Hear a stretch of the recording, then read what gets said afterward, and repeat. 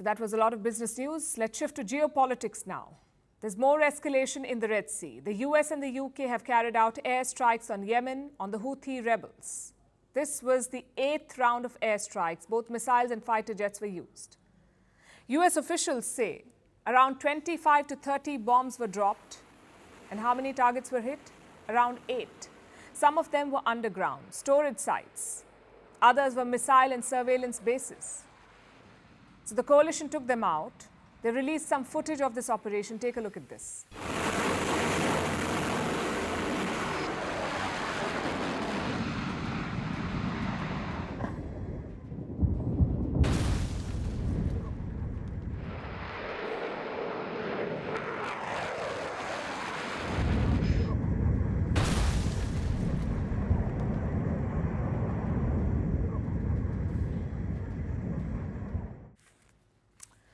So what's the plan here? From the looks of it, to keep bombing Yemen. The first coalition airstrike was on the 11th of this month, 11 January. In the next 10 days, we've seen 7 more attacks. So a total of 8 strikes in less than 2 weeks. And chances are we'll see more because the UK has issued a clear warning to the Houthis. Listen to this. These attacks are illegal, they're unacceptable. And what we've done, again, is send the clearest possible message that we will continue to degrade their ability to carry out these attacks whilst sending the clearest possible message that we back our words and our warnings with action. More attacks, that's what the US and the UK are betting on. But will that be enough? Perhaps not. I'll give you 2 reasons why. Number 1, the Houthis do not seem scared. They have launched 12 attacks in the last 10 days, meaning after the airstrikes. Even this time, they have promised revenge. And number 2, the Western coalition is divided. Their latest airstrike was backed by 6 countries. The US, the UK, Australia, Bahrain, Canada and the Netherlands. No France, no Germany, no Italy and no major Arab states. So it's not really a global response. It's more of an Anglo-American response. And Washington realizes this. Last week, Joe Biden was asked about the airstrikes on Yemen. He was asked, are they working? Look at his response. Are the airstrikes in Yemen working? Well, when you say working, are they stopping the Houthis? No. Are they going to continue? Yes. Are they working? No. Will they continue? Yes. That was Biden's response. The truth is, only 2 things will stop the Houthis. A major Western onslaught or an end to the war in Gaza. Which brings us to the battlefield in Gaza. Is there any sign of that war ending? Well, Israel has reportedly proposed a new deal, a 2-month-long ceasefire.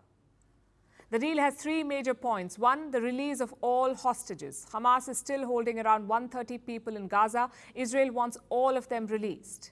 2, some Palestinian prisoners will be freed. The exact number is not clear. And 3, a new war strategy. Israel will redeploy its forces inside Gaza. No more carpet bombing. Instead, Israel will shift to precision tactics. That is the proposal. It's been relayed to Hamas via Egypt and Qatar. They're still waiting for a response. On paper, it's much better than previous proposals because 2 months can change a lot.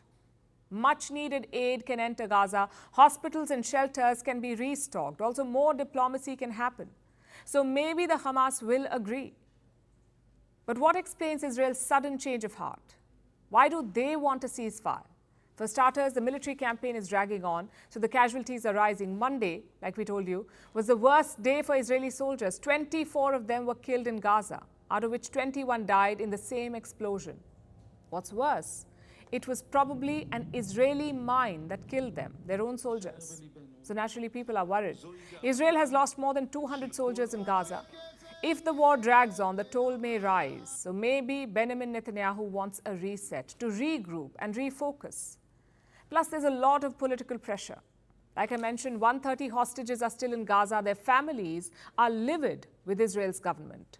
On Monday, some of them stormed an official meeting. A parliamentary committee session was underway. Look at what happened next. אחד מתוך 3, 4 ימים בחזרה עלינו. על הגב שלהם שלי הוא רוצה שלא מתפרצים. אם זה הילדים שלך, מה היית עושה? מה? אני שואל אותך אם זה הילדים שלך. לך לראש הממשלה ותגיד לו, חמץ פירקתי, גם זה פירקתי. תגידי! יום, יום! 108!